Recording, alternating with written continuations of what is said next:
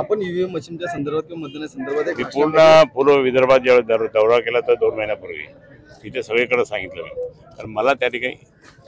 नागपूरलाच कळलं होतं असं म्हणजे जर समजा ह्या इथे त्यांची रूम असेल, एक आपली अशी रूम असते ती, त्या रूममध्ये त्या ठिकाणी पूर्ण सगळं त्यांची ती यंत्रणा ठेवतात ते सॅटेलाईटच्या माध्यमाद्वारे तुम्ही कुणाला मतदान करता हे कळत आहे आणि मग ते कसं ट्रान्सफर करायचं आहे, पण ते सगळीकडे करत नाही ते काय करतात ह्या भागात करणार त्या भागात करत नाही, हे सगळं सिद्ध झालेलं आहे आणि सिद्ध झालं म्हणून त्या ठिकाणी आता लोकांनी आज मला सांगा ना की किरीट सोमय्याने जे काही केलं होतं त्यांनी किरीट सोमय्याने ते कोर्टात गेल्यानंतर हे सांगितलं म्हणजे आमच्या शिवसेना भवनमध्ये येऊन आम्हाला सर्वांना दाखवलं की हे किती खोटं आहे, हे किती खोटं आहे मशीन, आणि तोच आता म्हणतो की नाही हे चांगलं आहे. म्हणजे मशीन हॅक केल्या जातील मशीन आहे. अहो तुम्ही आता तुमचा मोबाईल हॅक करतात, तुमच्या मोबाईलवर तुम्ही जर बोलायला लागले तर दुसरं कोणतरी ऐकतं, आणि हे पण सगळ्या गोष्टी आहेत आणि म्हणून आज सगळ्या जनतेने ठरवलेलं आहे की जर समजा यांचा विजय होईल तर ह्या खोट्या नाट्यामुळे होईल, म्हणून याने ही मशीन बंद झाली पाहिजे आणि बॅलेट पेपर आणले पाहिजे, हे सगळे लोक म्हणतात ते, आणि म्हणून बॅलेट पेपर असले पाहिजे हे सर्व पक्षांनी मान्य केलं आता भारतीय जनता पार्टी सोडून, आणि त्याचा विजय आहे, त्याच्यात खोटा विजय आहे म्हणून त्या ठिकाणी ते रद्द करत नाही. पक्षांतर बंदी कायदा समितीच्या अध्यक्षपदी हलतोय तो, त्याला काय म्हणजे आता काहीतरी लोक करतात आणि करतात, त्यांना पक्षांतर कशा काय त्याला काय केलं, त्याच्या अगेन्स्टमध्ये केसेस आहे सगळे केसेस असताना सर तो किती वेळेस पक्ष बदलला मला माहिती आहे ना, माझ्याकडे दिल्लीमध्ये अनेक वेळेस यायचं, सुप्रीम कोर्टात गेले की माझ्याकडे यायचं दुपारी जेवायला, आणि त्याच्यानंतर मग बाकी अजून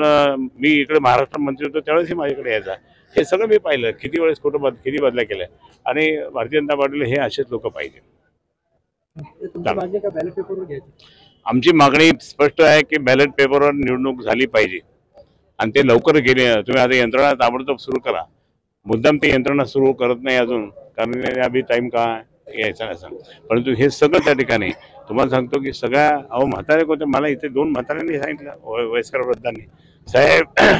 इतकं तुम्ही करणार फिरणार पण जर समजा हे नाही झालं, हे ईव्हीएम मशीन बंद नाही झाली तर म्हणजे हे परत खोटे नाटे लोक वर येतील. तुम्ही बॅलेट पेपरवर द्या, आम्हाला समजतं की कुठं शिक्का मारायचा काय मारायचं, आणि हे नागरिक म्हणतात, पण हे मोदीजी काही करणार नाही. निवडणुकीत सुद्धा ईव्हीएम हॅक झाले होते बऱ्याच ठिकाणी. तुम्हाला सांगू मी उत्तर प्रदेशचा संपर्क प्रमुख हा नेता तिथला पण आहे. मी जवळपास 13 डिस्ट्रिक्ट असे आहे की 70% मुस्लिम बहुल्य संख्या त्यांची, आणि त्या मुस्लिम बहुल्य संख्यामध्ये मुसलमान झालं पाहिजे की नाही, तर मुसलमान आलेच नाही. तिथे शर्मा, तिथे यादव, तिकडे असे लोक त्या ठिकाणी आले. म्हणजे तुम्ही कशाने कोणत्या पद्धतीने त्या ठिकाणी केलं, हे दिल्लीच्या इमामाने सुद्धा सिद्ध केलेलं आहे किंवा ये सब हमारे सब लोग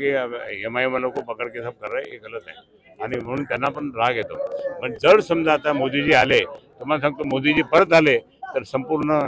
देश कोलॅप्स होऊन जाईल, हिटलरशाही होणार, हिटलरशाही.